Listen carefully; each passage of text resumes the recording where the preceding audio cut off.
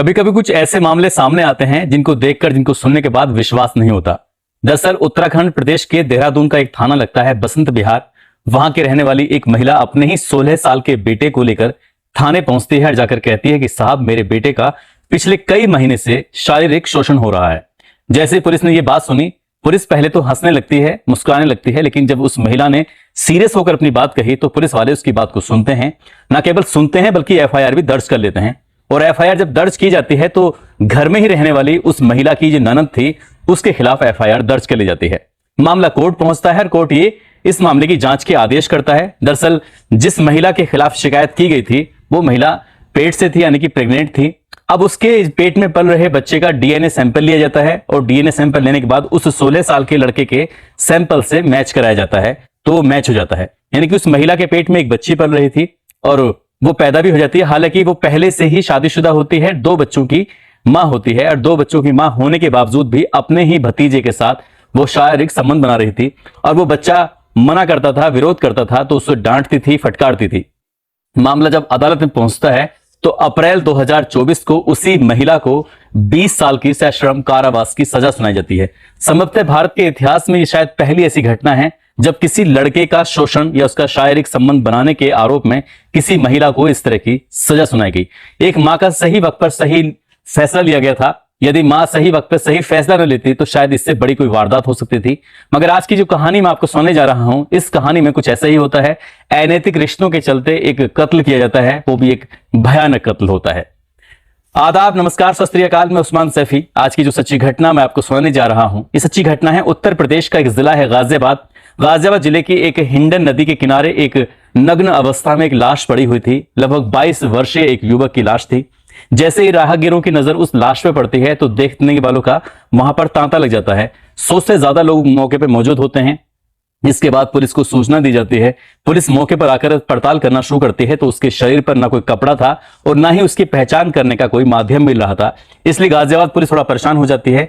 तभी उन्होंने पूरे एनसीआर में एक सूचना जारी कर दी जाती है कि इस तरह से यहां पर एक 22 वर्षीय युवक की लाश मिली है। यदि किसी के परिवार का कोई सदस्य गायब है, लापता है, तो वो आकर संपर्क कर सकता है। साथ ही पुलिस को भी सूचना दी जाती है, जिस किसी थाने में इस तरह की गुमशुदगी अगर दर्ज हुई है तो वो भी संपर्क कर सकता है।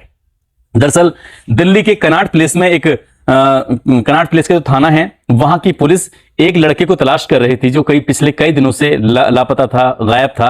अब उस लड़के को ढूंढने के लिए लगभग 4 टीमें बनाई गई थी, लेकिन पुलिस को सफलता नहीं मिल पा रही थी। दरअसल एक लड़का जो कि उत्तर प्रदेश के जिला अलीगढ़ का एक कस्बा लगता है विजयगढ़, उसी का ही एक मोहल्ला है धोबियान, वहां का रहने वाला एक लड़का सचिन, जो कि दिल्ली के कनाट प्लेस में एक जैन चावल रेस्टोरेंट होता है जो काफी मशहूर रेस्टोरेंट है। उसी मशहूर रेस्टोरेंट में ये सचिन नाम का लड़का वेटर का काम किया करता था, लेकिन अचानक से लापता हो गया था।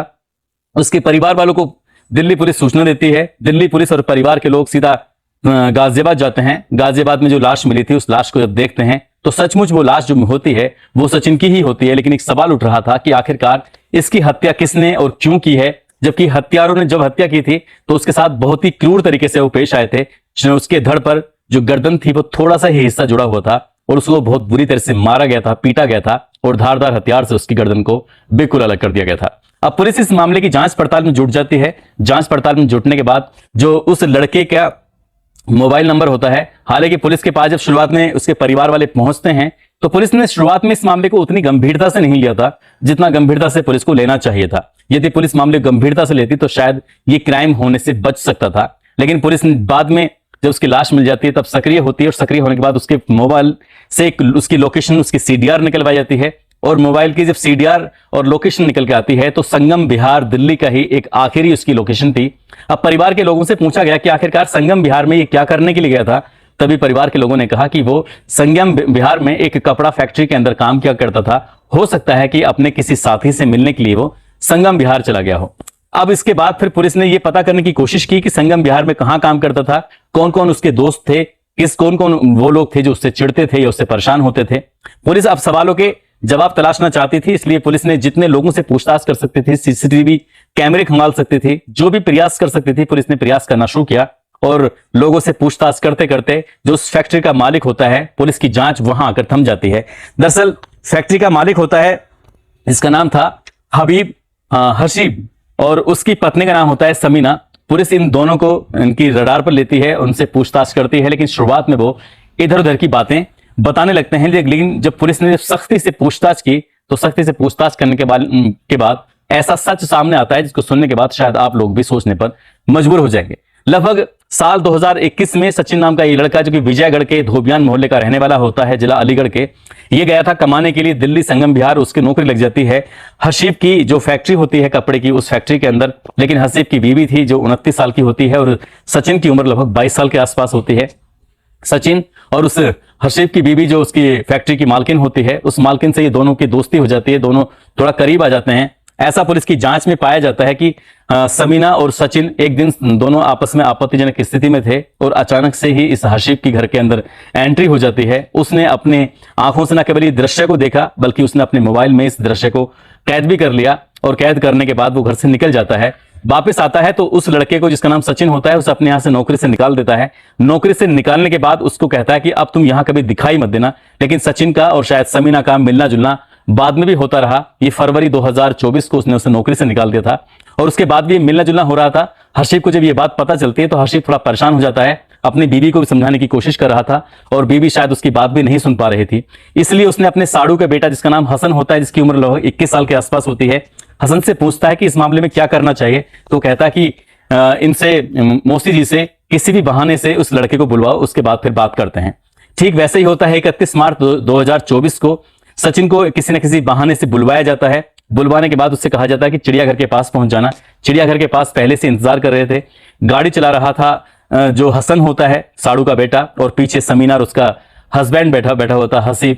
साथ ही जब सचिन पहुंचता है तो सचिन को गाड़ी में बैठा लेते हैं। उनसे कहते हैं कि बुलंदशहर में कुछ काम है, बुलंदशहर घूमने के लिए चलना है, इसलिए तुम गाड़ी में बैठ जाओ। जैसे भी लड़का बैठता है, गाड़ी को बजाय बुलंदशहर लाने के गाजियाबाद के हिंडन की तरफ लेके जाते हैं और मौके की तलाश में ही जब अंधेरा होता है, जब आसपास कोई दिखाई नहीं देता, उस वक्त उस लड़के को हसन और हसीब दोनों पकड़ लेते हैं और उसी की प्रेमिका के हाथ में एक धारदार हथियार देते हैं, जिसकी वजह से वो उसकी गर्दन को बिल्कुल अलग कर देती है और उसके कपड़े को निकाल कर बिल्कुल उसको न्यूड करने के बाद उसको फेंक देते हैं और उसके कपड़े जो होते हैं वो हिंडन नदी में फेंक देते हैं।